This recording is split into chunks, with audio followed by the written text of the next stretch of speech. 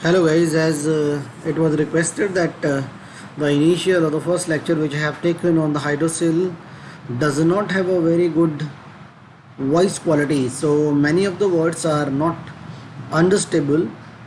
So I am recording this again. So first of all we will discuss about the definition of the hydrocele.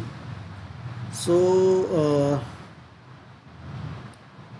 the thing is, it is abnormal collection of serous fluid in the processes vaginalis, usually the tunica vaginalis.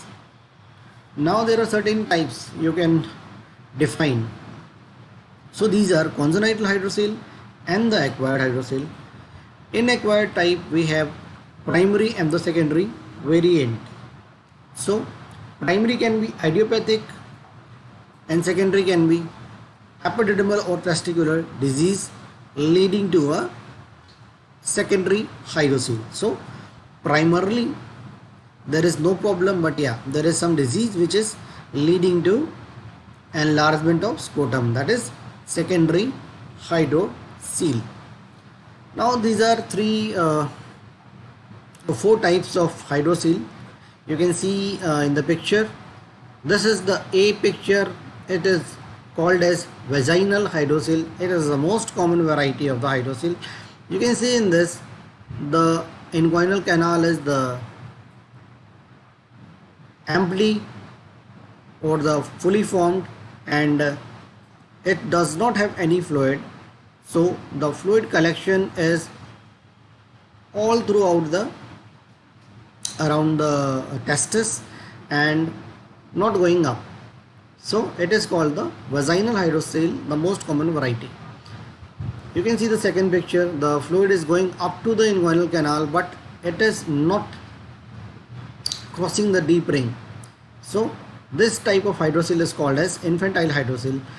In the third picture, it is a kind of congenital hydrocele in which the fluid is all around the testis, into the inguinal canal, and also communicating with the peritoneum, that is in the abdominal cavity. The last variety is hydrocele of the cord. So there is nothing around the testis, there is nothing above the deep ring, but there is a you can say fluid collection in the inguinal canal below the deep ring but above the testicular region. So that is called as hydrocele of the cord. Now clinical features, you might be finding it very colorful, but yeah, everything in this is important and anything can be asked in the MCQs, and also when you are performing a clinical test on the patient, it can be asked. So it is usually a painless swelling which is transilluminant mostly, and getting up the swelling is usually possible. Fluctuation is present in a patient of hydrocele and there will be no cough impulse, but contrasting feature I have written it as congenital variety. So you can see here it is a hydrocele but it is communicating with the abdominal cavity and there will be cough impulse. Testis and epididymis are not palpated separately, but when the hydrocele is of secondary type they may be palpable. The hydrocele is most commonly occurring in the middle and the later life, but it can also occur in older children. Some books mention that hydrocele is more common in hot countries. The ultrasound scan is necessary to visualize the testis if the hydrocele sac is tense and you are not able to feel the testis, or the primary investigation you can say is ultrasound, as FNAC should be avoided. I will tell you why. Acute hydrocele in a patient who is young may be associated with a testicular tumor, as you are aware that secondary hydrocele may be a result of a primary disease. So hydrocele fluid contain albumin and fibrinogen, that is why it does not clot when we leave it as such, but a blood usually clots, so it is not a product of blood, you can say. Now etiology is mainly of four kinds. There can be excessive production, defective absorption, interference with the lymphatic drainage, and a connection with the peritoneal cavity is a factor for hydrocele. So what is excessive production? When there is a secondary cause like tuberculosis, epidermolysis, there will be fluid collection as a secondary thing to the primary infection. Then there can be defective absorption of the fluid, interference with the lymphatic drainage of the scrotal structure will lead to a hydrocele. Also, by connection with the peritoneal cavity, the peritoneal fluid will trickle up to the base of the scrotum in the tunica vaginalis layer via patent processus vaginalis, that is also called as congenital hydrocele. Now the treatment is, small hydrocele usually do not require treatment when there is no pain or no symptom patient is having. A secondary hydrocele usually resolves when we treat the primary lesion, but obviously if the hydrocele is primary type and there is no secondary cause and it is big enough to bother the patient, the treatment is required. In case of congenital hydrocele, herniaotomy is the best procedure that can be done. Aspiration of hydrocele fluid, but what I'm talking about, the aspiration of hydrocele fluid is one of the treatment options, but in this case the fluid accumulates within a week or so, so this is not very effective, you can say. Injection of sclerosant when we aspirate the fluid or as such may be effective. The example of this is tetracycline, but it is painful. Now the treatment options include surgery also, and the examples are LOTS operation, that is sac is opened and plicated around the testis. I will show you the video also in future lectures. So in this, sac is opened and plicated around the testis. It is suitable when the sac is small and thin walled and there is minimal dissection which is done in this, and the risk of hematoma is less in case of LOTS operation.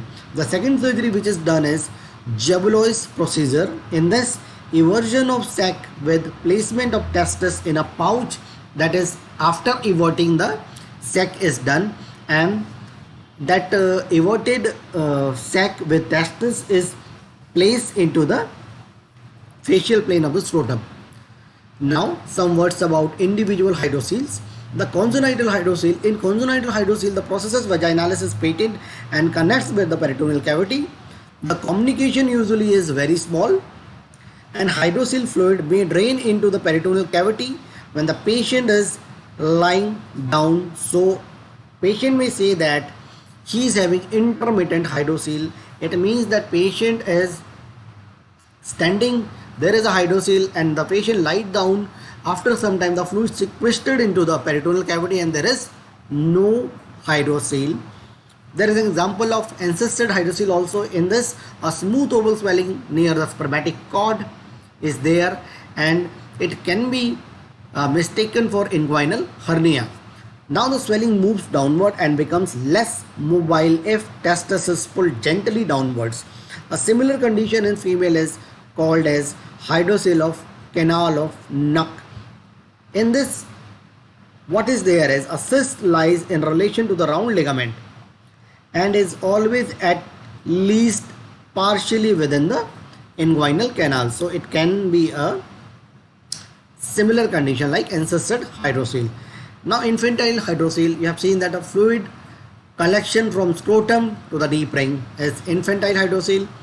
The funicular hydrocele, fluid collection communicating with the peritoneal cavity and coming down up to the testis without involvement of vaginal part, is called as the funicular hydrocele. It just closes above the tunica vaginalis. There is a term called as hydrocele and sac. In this, sac communicates with the extension of the sac underneath anterior abdominal wall, and there will be cross fluctuation when you press the testis, there will be fluctuation felt in abdominal wall, and when you press the abdominal wall you can feel the fluctuation in the scrotum. Now complications of hydrocele are many. Aspiration can result in bleeding into the hydrocele, and this will lead to hematoma formation. There can be scrotal hematoma also, there can be infection, there can be pyocele, and there can be atrophy of testis. So the questions which are usually asked in a patient who is having hydrocele, whether you find a clinical case or in MCQs also, these are hydrocele which is not transilluminant. In this, the sac is thick. So if you are asked about a question like this, give me the example of or when there is no transilluminancy will be present. So you will say when the sac is thick and fluid is not clear, like pyocele or hematocele or chylocele, there will not be any transilluminancy. The causes of secondary hydrocele can be asked, and these are tumor, tuberculosis and filariasis. The differential diagnosis of hydrocele will include epididymal cyst and the spermatocele. And how will you diagnose a patient of hydrocele? If it is asked, do not say FNAC, because you have seen the complication of FNAC can be hematoma formation also, and if there is tumor, it will be seeding of tumor. So the first and foremost investigation that should be done in a patient with hydrocele is ultrasound scrotum. Thank you.